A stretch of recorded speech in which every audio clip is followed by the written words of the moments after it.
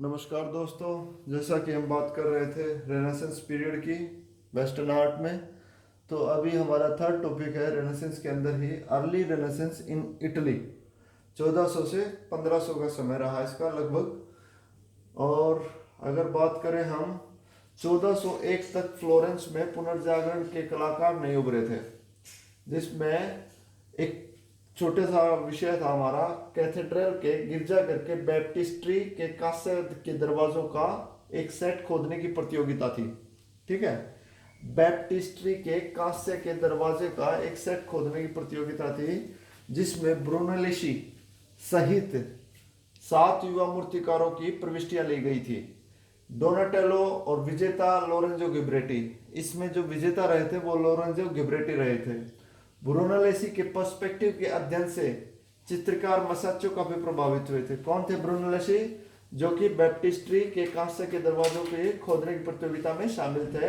उनका पर्सपेक्टिव के अध्ययन से काफी प्रभावित थे मसाचो। मसाचो किससे प्रभावित थे? ब्रूनोलेसी के पर्सपेक्टिव से। डोनाटेलो अर्ली रेनेसांस के सबसे बड़े प्रसिद्ध मूर्तिकार थे। ठीक है, क्यों थे?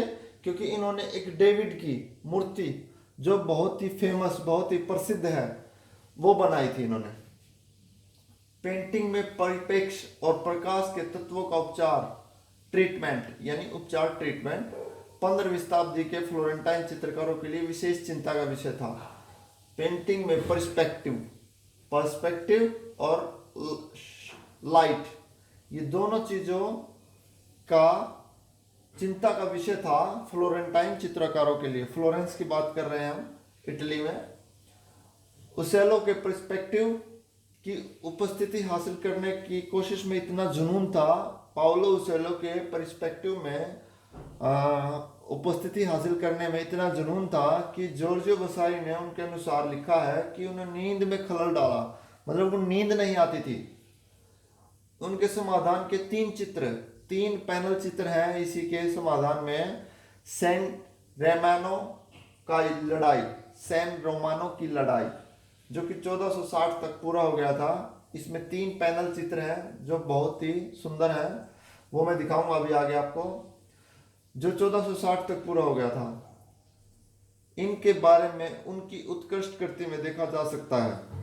ठीक है, पियोरो डेला फ्रांसिस्का ने प्रकाश और रेखीय दोनों परिप्रेक्ष्य में व्यवस्थित और वैज्ञानिक अध्ययन किए, जिनका एग्जाम्पल है the history of the true cross. ये भी चित्र आगे है। मैं आपके साथ सामने जो पेंटिंग है, जिस भी कलाकार की हैं, हर पेंटिंग में आपसे डिस्कस करूंगा, फोटो भी दिखाऊंगा उसका।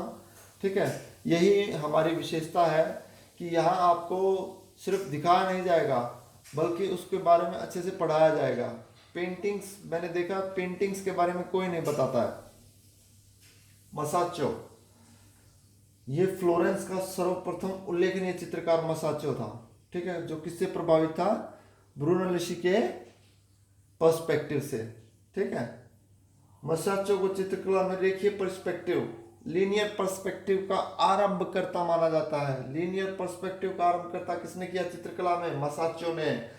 और परिप्रेक्ष्य के लिए किससे प्रभावित था ये? ब्रूनोलेसी से।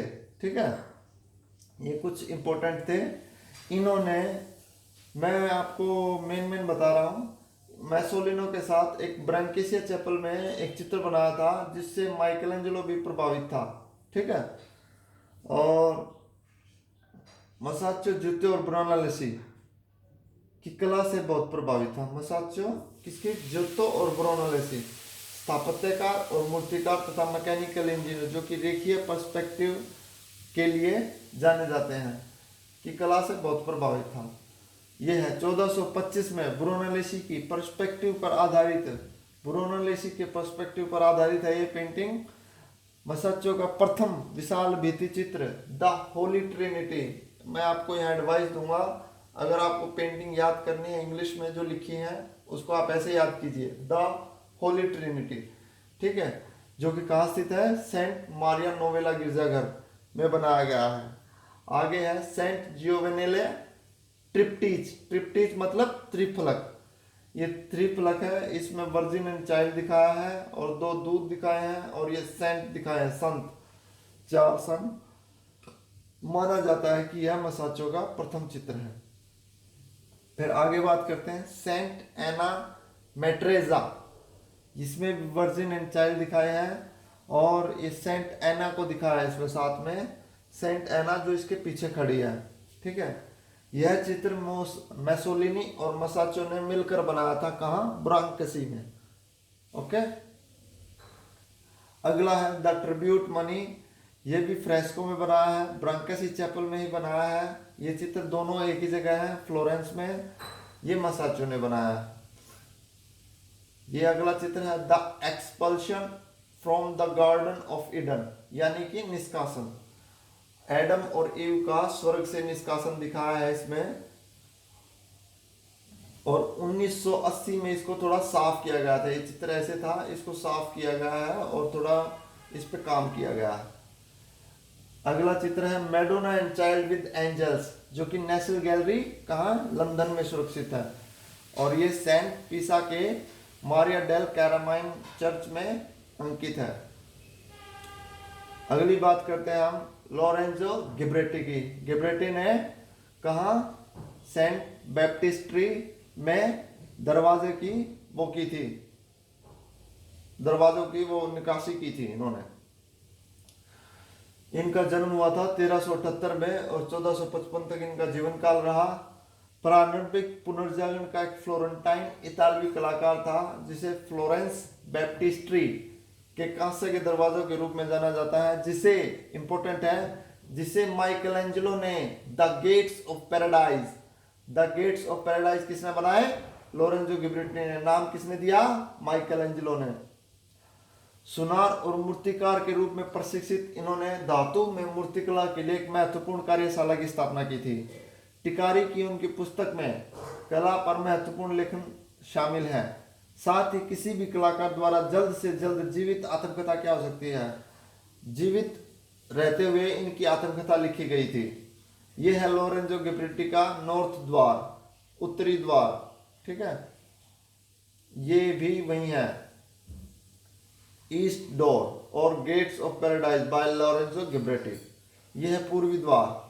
पूर्वी द्वार में इन्होंने 10 फलक बनाए हैं, ठीक है।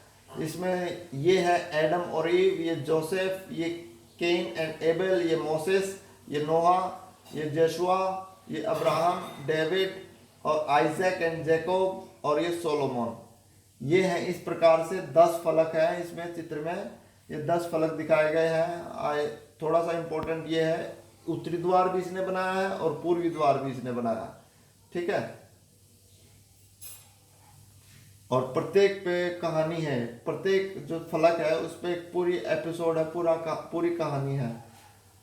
अगला चित्र है इनका सेंट जॉन द बैप्टिस्ट की प्रतिमा। सेंट जॉन फ्लोरेंस में है। गिबर्टी की उत्कृष्ट मूर्ति आर्ते दी कैलिमाला गिल्ड द्वारा कमीशन की गई थी, जो ऊन व्यापारी गिल्ड थी। वे फ्लोरेंस के सबसे धनी व्यक्तियों में से एक थे। जो गिल्ड व्यापारी था उसने इनको बनाने के लिए बोला था। यह मूर्ति अपने समय के लिए तकनीकी प्रगति थी। गिब्रेटी के पास अविश्वसनीय कास्टिंग कौशल था, जो कांसे से बनी 8 फुट 4 इंच प्रतिमा को बांधने में सक्षम था। गिब्रेटी की प्रतिमा इटली में गोथिक शैली से प्रभावित थी। देखो यह इंपॉर्टेंट लाइन आ गई है, गिब्रेटी की प्रतिमा, यह प्रतिमा गोथिक शैली से प्रभावित थी। कौन सी, सेंट जॉन द बैप्टिस्ट की जो प्रतिमा है लोरेंजो गिब्रेटी की, ये किस शैली से प्रभावित थी, गोथिक शैली से। एक क्वेश्चन बन गया हमारा। फिर अगला है सेंट मैथ्यू की प्रतिमा। सेंट मैथ्यू की प्रतिमा कांस्य में बनी हुई है, जो कि 1419 से 1423 में बीच में बनाई गई थी। यह भी 8 फुट 10 इंच की है, ठीक है। यह भी फ्लोरेंस में है।